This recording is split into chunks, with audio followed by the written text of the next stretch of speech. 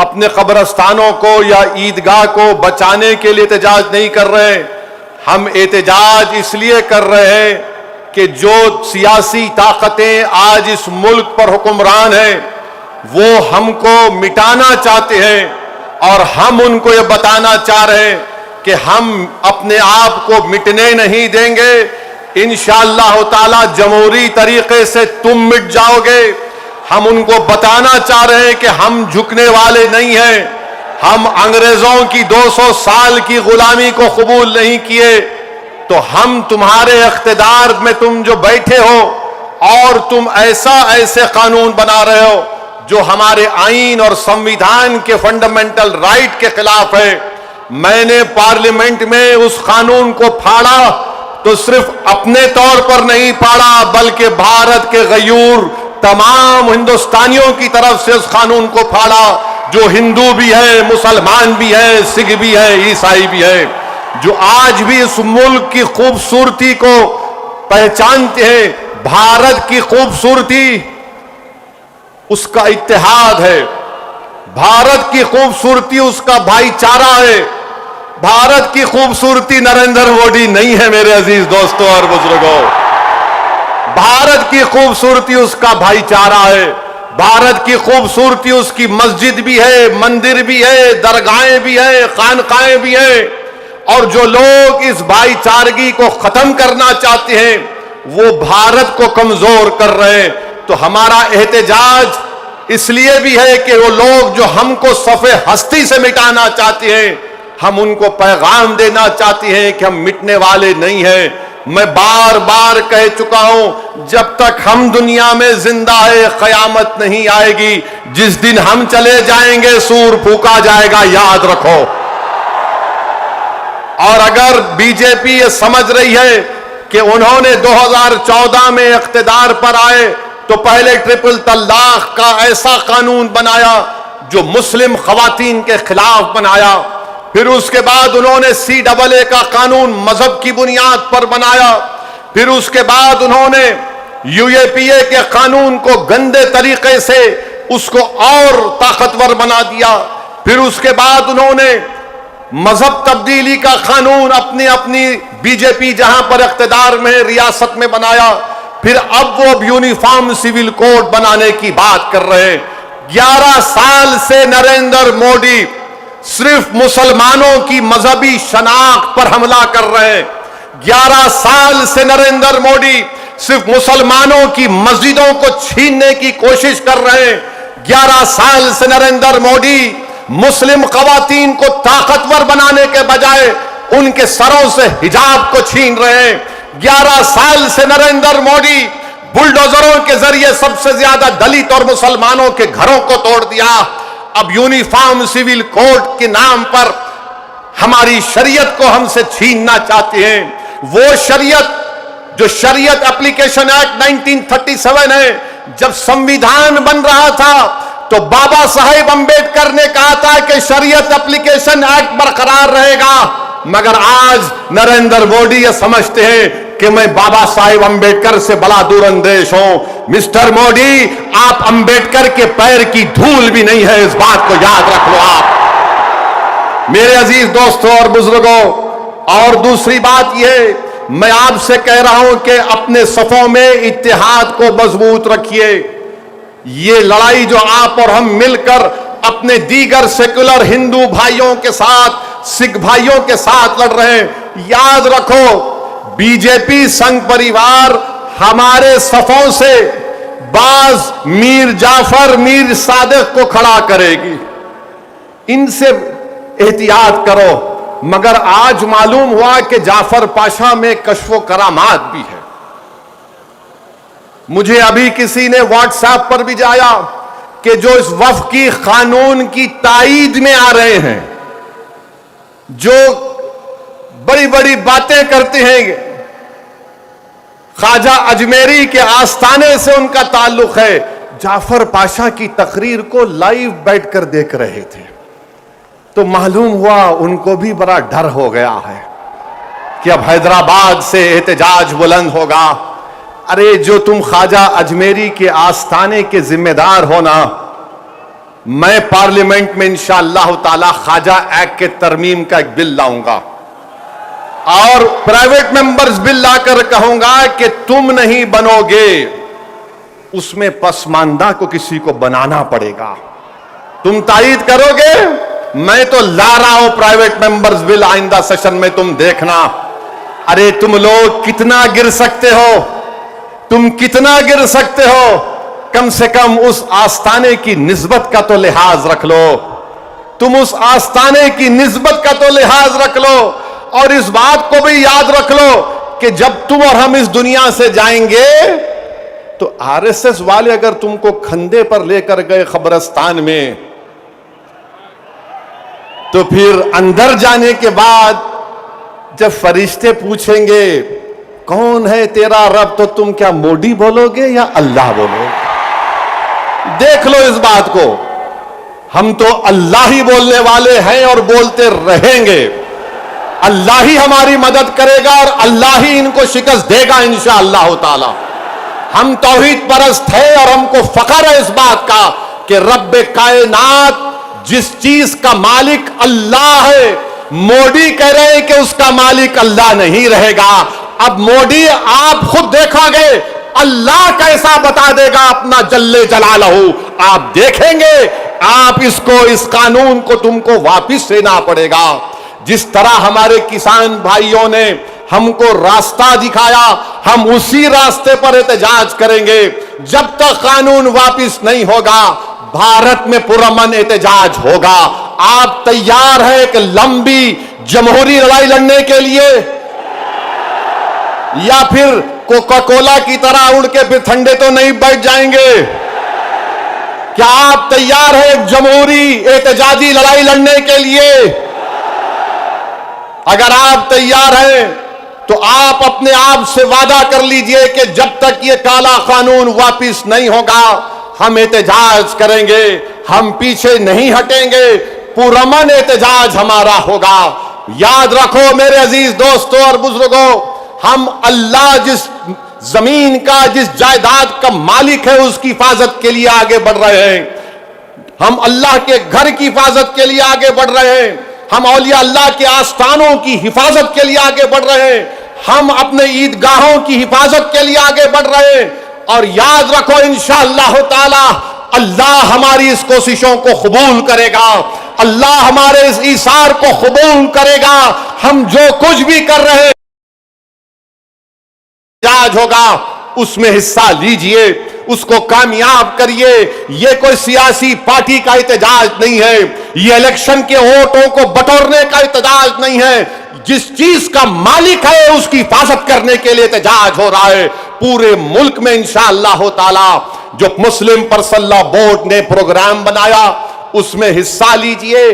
जो तारीख के दिन आपसे कहा गया लाइट बंद करना, लाइट बंद करेंगे या नहीं बंद करेंगे?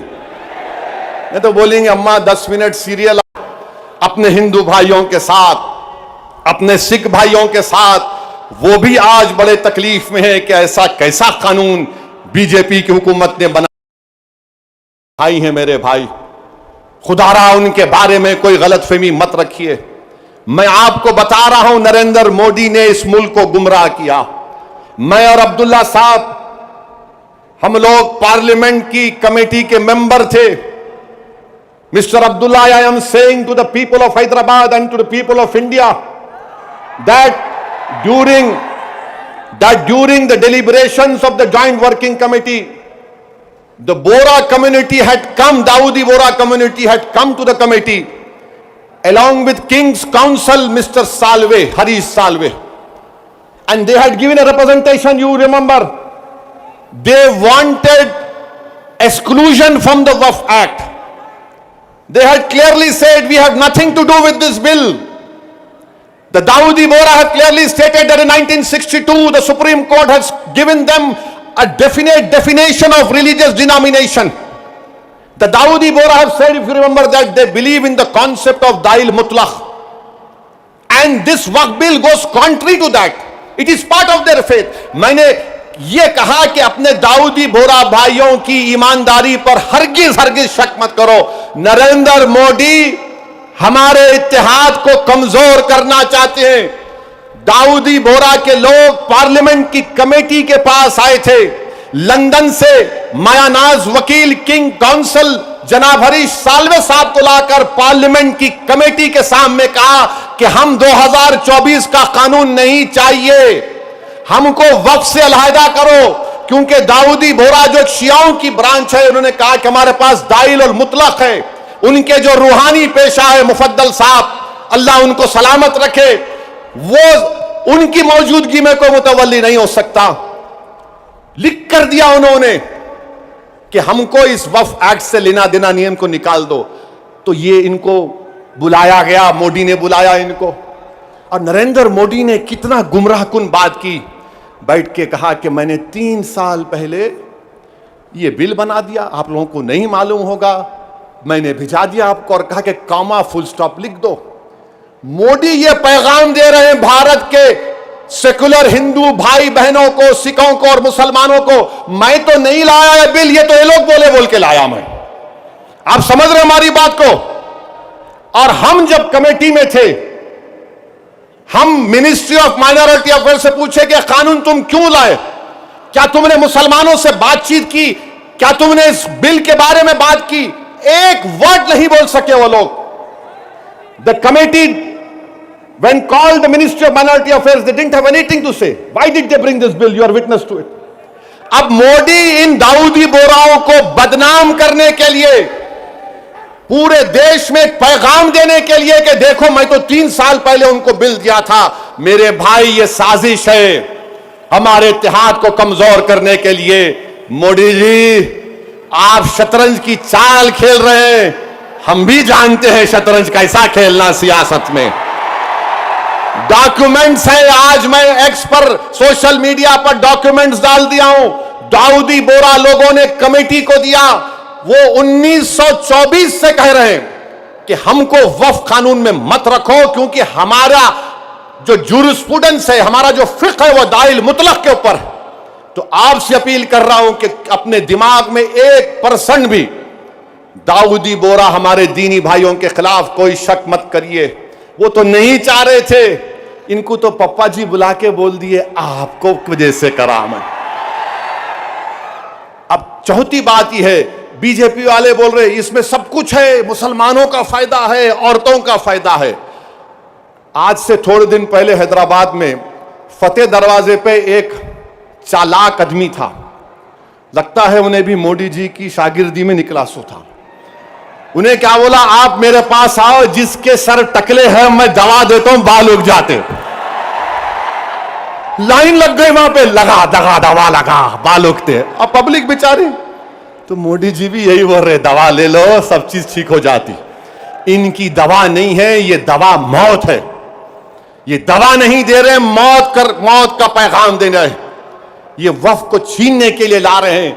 आप सोचिए, दाऊदी बोरा लोगों ने सेक्शन 2 लिख कर दिया, तो मोदी ने क्या किया, दाऊदी बोरा का नाम लेके सेक्शन 2 बना के उस भारत के दौलतमंद आदमी जिसने हमारे खोजा भाई, ये भी शियाओं का एक ब्रांच है, खोजा ट्रस्ट से खरीद कर 21 करोड़ में अपना आलीशान महल बना लिया। सेक्शन 2 का फायदा उस शख्स को होगा। हम हैदराबाद में क्या बोलते, किसकी दुकान पे किसकी फातिया, क्या बोलते, नाना मामू की दुकान पे नाना की फातिया। तो दाऊदी बोरा को सामने रख के मुकेश भाई की फातिया पढ़ दी है इन्होंने काम कर दिया। सेक्शन 2 से उनको फायदा होगा। तो आपको और हमको मुत्तहिद रहना है, शिया सुन्नी इत्तेहाद को मजबूत रखना है। आप शिया सुन्नी इत्तेहाद को मजबूत रखेंगे ना मेरे भाई, ये all India Muslim personal law board के प्लेटफॉर्म पर शिया भी है, सुन्नी भी है। ये पैगाम मुस्लिम पर्सनल लॉ बोर्ड देता है कि हम अपने इत्तेहाद को मजबूत रखें। दाऊदी बोरा को मोदी धोखा दे दिए, उनके नाम को इस्तेमाल करके मुकेश भाई को बोले लो गुलाब जामुन खाओ एंड बी हैप्पी। उनके अच्छे दिन आ गए। तो मेरे अजीज दोस्तों और बुजुर्गों, छठी बात आपसे अर्ज करना चाह रहा था वो ये है कि सदर साहब ने बहुत सी बातें आपके सामने रख दी कि सुप्रीम कोर्ट ने रिलीफ दिया है। मगर आज भी हम वक्फ की जायदाद को खो रहे हैं। लिमिटेशन एक्ट अप्लाई हो गया, जो 12 साल से काबिज है वो मालिक बन रहा है। 6 महीने के अंदर पोर्टल पर चढ़ाना है, नहीं चढ़ाए तो वक्फ से चले जाएगा। वक्फ इवैक्यू प्रॉपर्टीज निकल गई हमारे हाथ से। 100 एकड़ जमीन है पंजाब हरियाणा में, जो आज गवर्नमेंट उस पर काबिज हो चुकी है। रिपोर्ट आई कि उत्तर प्रदेश में 500 से ज्यादा वक्फ प्रॉपर्टीज को उत्तर प्रदेश की सरकार ने गवर्नमेंट की प्रॉपर्टी डिक्लेयर कर दिया। तो मेरे अजीज दोस्तों और बुजुर्गों, और इसमें एक है, वक्फ अल औलाद अब नहीं कर सकेंगे आप। वक्फ अल औलाद के बारे में कह रहे हैं कि बच्ची का शेर मार के कोई वक्फ अल औलाद नहीं कर सकता। अरे मैं अल्लाह को दे रहा हूं, अपने बेटे बेटी को मालिक नहीं बना रहा हूं। क्या यह बात सच नहीं है प्रधानमंत्री जी कि हिंदू सेल्फ एक्वायर्ड प्रॉपर्टी में एक हमारा हिंदू भाई अपने विल के जरिए अपनी एक औलाद को या मोहल्ले में किसी को पूरी प्रॉपर्टी दे सकता है, मगर मुसलमान 1/3 से ज्यादा अपनी किसी औलाद को प्रॉपर्टी नहीं दे सकता। अब यह कानून जो है, अभी अगर कोई कलेक्टर मुतवल्ली को बोलेगा कि तुम दरगाह में उर्स नहीं करना, कलेक्टर मुतवल्ली को बोलेगा कि तुम आशुर खाने में इमाम बाड़े में मजलिस नहीं करना, कलेक्टर अगर कोई मुतवल्ली मस्जिद को बोलेगा कि तुम मस्जिद में अज़ान नहीं देना, और अगर मुतवल्ली नहीं सुनेगा तो कलेक्टर उसको 6 महीने की सजा दे सकता है। यह कानून है। अभी पहले कानून यह था कि अगर कोई वक्फ की प्रॉपर्टी को बेचता तो 2 साल की सजा, नॉन अवेलेबल। अब मोदी जी बोल रहे, प्यारे मैं राजा हूं, तुम लूटो बेल ले लो, 6 महीने की सजा काट के आ जाओ, मैं हूं ना। यह कानून बनाया गया है। तो मेरे अजीज दोस्तों और बुजुर्गों, यह वक्फ का कानून मुसलमानों के मफाद में नहीं है, यह वक्फ का कानून मुल्क के वफाद में नहीं है, ये वक्फ का कानून भारत के भाईचारगी के लिए नहीं है। झगड़े शुरू हो जाएंगे, मस्जिदों पर यह बोला जाएगा कि 500 साल पहले ऐसा था वहां पर, और ये बार बार बोलते टीवी पे, नहीं आपको वक्फ से क्या मिला। अरे क्या कोई आपके अम्मा के महर में आया है जो हमसे पूछ रहे आप वक्फ से क्या मिला क्या नहीं मिला? हमारे को हमारी आखिरत मिलती वक्फ को बचाए तो। ख्वाजा बंदा नवाज की दरगाह, मेडिकल कॉलेज है, इंजीनियरिंग कॉलेज है, वक्फ का है। हमदर्द रूह अफ़ज़ा पिए तो वह भी वक्फ का है। कलेजे को ठंडक पहुंचती, तुम लोग पियो जरा रूह अफ़ज़ा। अब रूह अफ़ज़ा के खिलाफ उन्होंने जिहाद कर रहे, जो नाक से ऐसा सूंघ के दूसरे नाक नकपुड़ी से निकालने का दर्ज देते। कहां जाएगा ये मुल्क? हद तो ये हो गई मेरे अजीज दोस्तों और बुजुर्गों कि अब कोई ये कह रहा है कि चीफ जस्टिस के फैसले के बाद इस देश में मजहबी जंग शुरू हो जाएगी।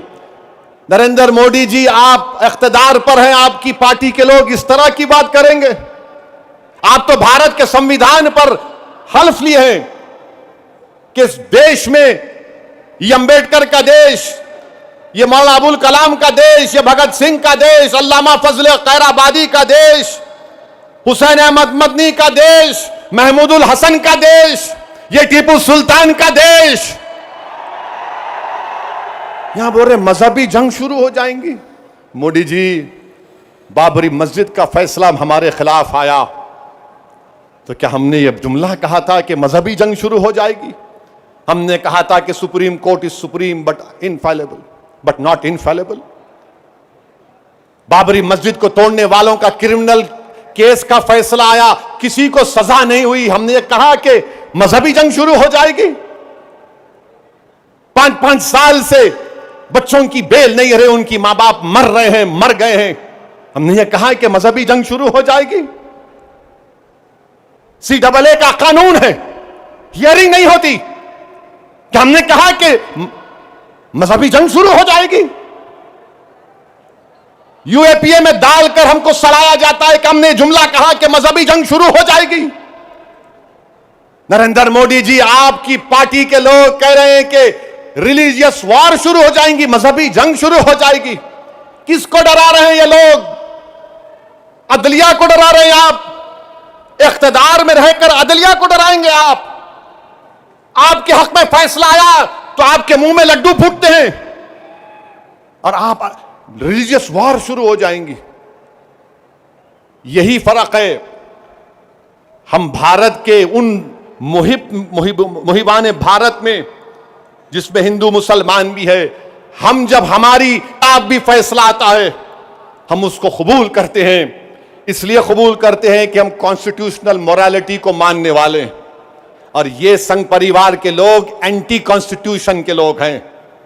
ये संविधान को तो मानते मगर उसको सब्सक्राइब नहीं करते हैं। ये फर्क है भारत के असली नागरिक में और उन लोगों में जो नेशनलिज्म के झूठे दावे करते हैं और कहते हैं कि रिलीजियस वार, जो कहते हैं कि अगर कोर्ट कानून बनाएगा तो पार्लियामेंट को बंद कर दो। अरे अगर तुम पार्लियामेंट में बैठकर अपनी अददी ताकत की बुनियाद पर मुझे मिटाने का कानून संविधान के खिलाफ बनाओगे तो मेरे पास चारा क्या बचता है कि मैं अवाम में जाऊंगा और फिर कोर्ट को जाऊंगा। हम कोर्ट को गए, अवाम में भी जा रहे हैं। नहीं, कोर्ट कानून कैसे बनाएगा? अरे जालिमो, सुप्रीम कोर्ट का जजमेंट कानून का मौकफ रखता है। पढ़ो, तुम लोग ट्यूबलाइट हो, तुम लोग थम्स अप हो, तुम्हारे दिमाग में एक ही बात बैठा हुआ है, नहीं मोदी है तो खुदा है। अरे खुदा था, है और रहेगा उसी का नाम। आइन है और रहेगा, मगर इस तरह धमकी देना अदालत को, और फिर गवर्नर प्रेसिडेंट को बोल रहे हैं, उनको बोल रहे हैं अगर नहीं करे तो कानून बन जाएगा। अरे 142 क्या है प्यारे? 142 आइन का बनाने वाला अंबेडकर है। अंबेडकर में तुम्हारे से ज्यादा दूरंदेशी थी। आप ये बोल रहे हैं कैसा बनाए, वो कैसा बनाए, हम ऐसा कर देंगे। मगर मेरे अजीज दोस्तों और बुजुर्गों, बीजेपी आइन पर एक फ्रॉड कर रही है और डरा रही है। रिलीजियस वार की धमकी बीजेपी दे रही है। मिस्टर मोदी, कौन रेडिकलाइज हो चुका है बताओ? आप सत्ता में आप हैं, आपके लोग रेडिकलाइज हो चुके हैं, इतना रेडिकलाइज हो चुके हैं कि कोर्ट को धमकी दे रहे हैं, रिलीजियस वार हो जाएंगी। मोदी जी, अगर ये धमकी देने वालों को आप नहीं रोकेंगे, देश कमजोर होगा और देश कभी भी माफ नहीं करेगा। आज सत्ता इख्तिदार आपके पास है, कल नहीं रहेगा इंशाअल्लाह ताला, कल नहीं रहेगा इंशाअल्लाह ताला। अब भारत का हिंदू भी जान चुका है कि वक्फ का कानून बनाए तो क्या मेरे को नौकरी मिलती। हिंदू जान चुका है कि मुसलमानों की नफरत को दिखाकर, मुसलमानों को डराकर वोट बटोरती आई बीजेपी। दिखाने के लिए कुछ नहीं है। 4.5-5% नौजवानों में बेरोजगारी है, उनके बेरोजगारी को दूर करने का कोई प्रोग्राम नहीं, मगर सिर्फ मुसलमानों को नफरत का निशान बना दो। तो मैं हमारे हिंदू भाइयों से भी अपील कर रहा हूं, जो आपके एंडोमेंट बोर्ड के लिए अच्छा है वो हमारे लिए भी अच्छा होना चाहिए। जो सिख गुरुद्वारा प्रबंधक कमेटी के लिए अच्छा है वो हमारे लिए भी अच्छा होना चाहिए। हमारा मुतालबा सिर्फ यही है कि हम अपनी वक्फ की जायदादों की हिफाजत कर सकें। और ये लोग बोलते नहीं वो उन्होंने ऐसा कर रहे, आजकल मुझ पर भी उंगली उठा रहे। मेरे भाई, मेरी उम्र दरियाफ्ती की नहीं है अब, और तुम याद रखो, तुम जो कुछ बोल रहे ना, मैं सियासतदान भी हूं और आधा वकील भी हूं। तो तुम्हारा वीडियो है मेरे पास, तुमको हैदराबाद आना पड़ेगा प्यारे, तुमको शॉपिंग कराएंगे। You want to see shopping, will show you shopping. जो बोले जा रहे, अगर हम अपनी जबान से बोलना शुरू करें ना तो तुम्हारा लुत्फा कहां से आए बोल सकता हूं मैं। याद रखो, माफ करना, उलमाए कराम की मौजूदगी में बोल रहा हूं। वक्फ की कानून की मुखालिफत किस बुनियाद पर की जा रही है आप देखो। ये हो जाएगा, वो हो जाएगा, कुछ नहीं होगा, सिर्फ जायदादों को लूटने के लिए किया जा रहा है। तो इंशाअल्लाह ताला जो पर्सनल लॉ बोर्ड का एहतजाज पूरे तेलंगाना में होगा, मुल्क में होगा, अब तालकटोरा स्टेडियम में भी 22 को होगा। मैं हमारे तमाम से अपील कर रहा हूं, इसको कामयाब करिए। आपसे भी अपील कर रहा हूं कि हमको एक लंबी लड़ाई लड़ना है जमहूरियत में, कानूनी लड़ाई लड़ रहे हमारे वकील। अल्लाह हमारे वकला को सलामत रखे, अल्लाह उनको और हिम्मत दे, और अल्लाह हमको हिम्मत दे, अल्लाह हमारे ईमान को सलामत रखे। याद रखो मुसलमानों, बगैर ईमान के हम एक जिंदा लाश की तरह हैं, बगैर मस्जिदों के हम कुछ नहीं हैं। बगैर जायदादों के जिसका मालिक अल्लाह अगर कोई और कब्जा कर लेगा तो हम क्या जवाब देंगे रब्बे कायनात के सामने। थोड़ी तकलीफ उठाना पड़ेगा। आज मगरिब की नमाज पढ़ते वक्त इस चादर के नीचे कंकर हमारे घुटनों को चुबा रहे थे और हम उम्मीद कर रहे थे कि इमाम साहब जल्दी नमाज खत्म कर लेंगे। आधे मिनट के लिए सोचो कि 50,000 फलस्तीनी शहीद हो गए मेरे भाई, 11 लाख बेघर हो गए, 15,000 बच्चे मारे गए, 18-17 के करीब खवातीन शहीद हो गई हैं। मगर उनका जज्बा देखो, वो कह रहे हैं कि हम मरने को तैयार हैं मगर अपने ईमान का सौदा करने के लिए तैयार नहीं। तो भारत के लोगों तुमको मजलूमों से आवाज आ रही है कि हक की कामयाबी के लिए, बातिल को शिकस्त देने के लिए हम 75 साल से अपनी नस्लों को कुर्बान कर दिए। तुमने और हमने नजारे देखे कि एक मां कह रही है अपने बेटे के कफन के सामने, कह रही है कि रसूल अल्लाह सल्लल्लाहु अलैहि वसल्लम मैं अपने बेटे को आपके पास रवाना कर रही हूं। हम एक बाप को सुन रहे हैं बोलते हुए अपने बेटे के लाश के सामने कि या रसूल अल्लाह सल्लल्लाहु अलैहि वसल्लम जो दुनिया खामोश बैठी हुई है आप उनकी शिफा नहीं करेंगे अचर के मैदान में। मेरे अजीज दोस्तों और बुजुर्गों, हमको सिर्फ पुरअमन एहतजाज करना है ताकि हम आने वाली नस्लों को बता सकें कि 2025 में ऐसे भी नौजवान और बुजुर्ग और खवातीन थे जिन्होंने वक्त के फिरौन के सामने झुकने की तो बात तो छोड़ो, उन्होंने उसकी तकालीफ पर उफ भी नहीं कहा। हम जमहूरी तरीके से लड़ेंगे। हमारे किसान भाइयों ने हमको रास्ता बताया, कानून को वापस लेना पड़ेगा। जैसा कि मुस्लिम पर्सनल लॉ बोर्ड का नारा है, देश बचाओ, संविधान बचाओ, वक्त बचाओ। तो नारा लगाओ, संविधान बचाओ, वक्त बचाओ, संविधान बचाओ, वक्त बचाओ। आप साथ है ना हमारे इंशाअल्लाह ताला।